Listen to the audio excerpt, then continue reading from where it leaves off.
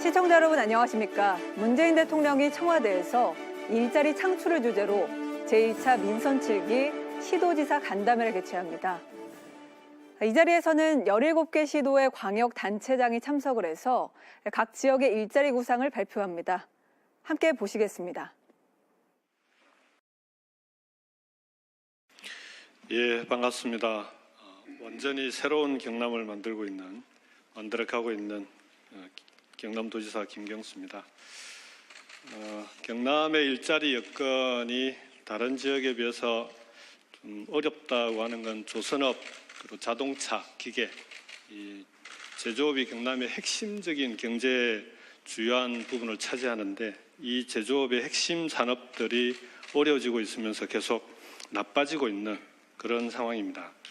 지표상으로도 보면은 경남의 경제 성장률이 전국 평균 경제 성장률보다 지금 8년째 계속 낮고 있고요.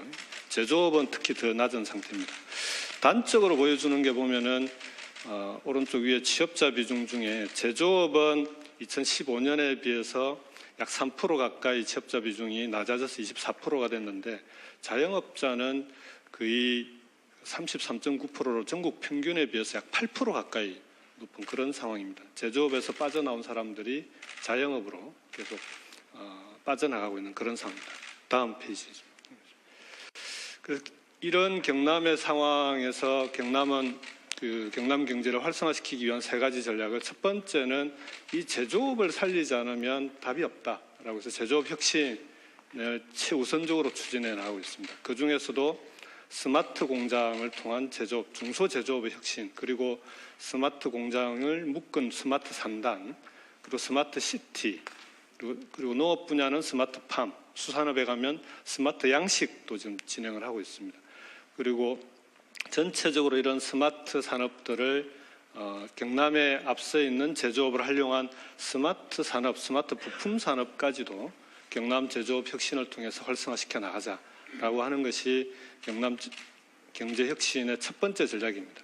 두 번째는 이런 과정에서 지금 4차 산업이라든지 이런 부분들이 플랫폼 경제, 공유 경제를 통해서 일자리를 만들어 나가고 있는 그런 산업들이 불가피하게 함께 활성화될 수밖에 없다라고 생각합니다. 세 번째는 사회적 경제를 활성화시키겠다라고 그런 전략을 세우고 있습니다. 다음 페이지죠.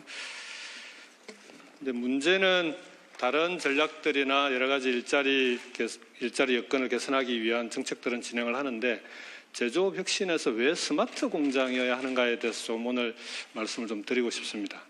우선 스마트 공장으로 가고 있는 다른 나라들의 사례를 보더라도 독일의 인더스트리 4.0 플랫폼이라든지 미국의 제조업 르네상스, 중국의 자주창신, 일본도 마찬가지고 벌써 우리나라보다 한 7, 8년 앞서서 스마트 공장이 국가적으로 집중을 하고 있습니다.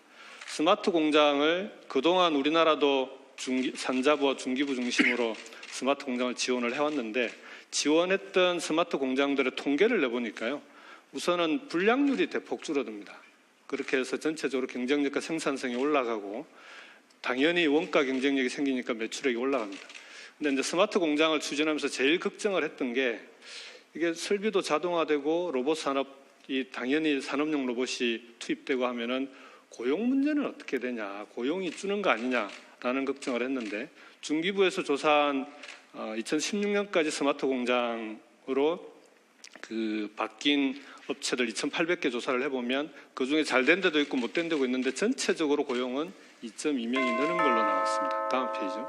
그래서 경남에 있는 경남의 지역에 스마트 공장으로 바뀐 기업들을 쭉 좀 방문을 해봤습니다. 그중에 첫 번째 신신사라는 사례인데요. 약 200여 명, 지금은 180명 정도 고용하고 있는 기업입니다. LG전자의 1차 협력업체입니다. 지금까지 약 27억을 투자해서 스마트 공장으로 바꿔왔고 스마트 공장이 1단계, 2단계, 3단계 고도화까지 크게 4단계가 있는데 1단계에서 2단계로 넘어가는 전체적으로 보면은 우리나라의 스마트 공장 수준이 좀 늦기 때문에 2단계로만 가도 좀 빠른 편입니다. 그중에서 12억 원 중에 4억 원이 정부 지원이었고 8억 원이 자체 투자였습니다. LG전자 본사에서 15억 원을 무이자로 그 2차 보전 사업으로 융자를 해줬고 본사에서 SCM 공정관리 시스템 팀이 파견이 돼서 스마트 공장 지원을 했습니다. 그렇게 해서 대중소기업 상생의 모델로도 만들어서 고용 부분만 보겠습니다. 나머지는 당연히 올라가는 거니까요. 고용이 20%가 증대가 됐는데 150명에서 180명으로 늘었습니다. 매출이 늘어나면서 당연히 고용이 느는데 핵심은 늘어난 30명 중에 청년이 20명이 고용이 됐습니다. 그리고 5명이 영구직이었습니다. 그 밑에 작은 공장의 사례도 보면은 신성정밀은 지금 이제 갓 초기 단계 스마트 공장을 추진하고 있는데요. 1억 원을 투자를 했는데 5천만 원이 중기부 지원이고 5천만 원이 자체 자금입니다. 여기도 마찬가지로 작은 공장임에도 고용이 21명에서 25명으로 늘었습니다. 다음 넘어가 주십시오. 결국 스마트 공장이라고 하는 게 경남의 제조업이 전체 총 부가가치 생산액의 약 40%가 넘는 비중을 차지합니다. 고용만 보더라도 10인 이상의 그 제조업이 약 30만 명이 넘는 그렇게 전체 제조업 40만 명 중에 80% 가까운 비중을 차지합니다. 이 제조업이 계속 경쟁력이 하락하는 이상에는 자영업도 살아나기가 어렵습니다. 그래서 제조업 일자리를 혁신하고 제조업을 혁신하고 제조업 일자리를 좋은 일자리로 만들어내야 거기서부터 다른 산업들도 함께 살아날 수 있는 거다라고 생각합니다.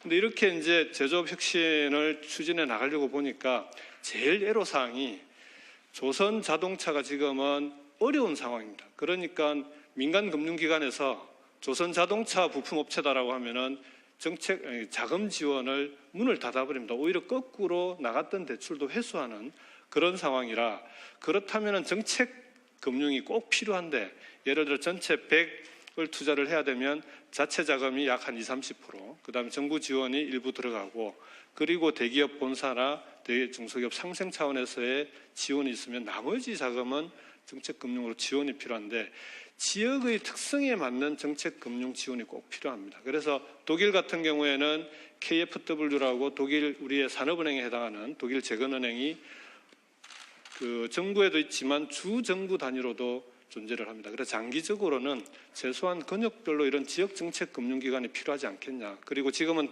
단기적으로는 신보나 기보, 지역 신보 같은 곳에 각 지역에서 집중하고 있는 일자리 대책, 경제 혁신 대책에 필요한 트랙을 별도로 만들어서 그쪽에 대한 지원이 집중될 수 있는 그런 지역의 정책 금융 체계를 좀 혁신해 주실 것을 정부에 간곡하게 건의를 드립니다. 네, 이상입니다. 네, 김경수 지사님.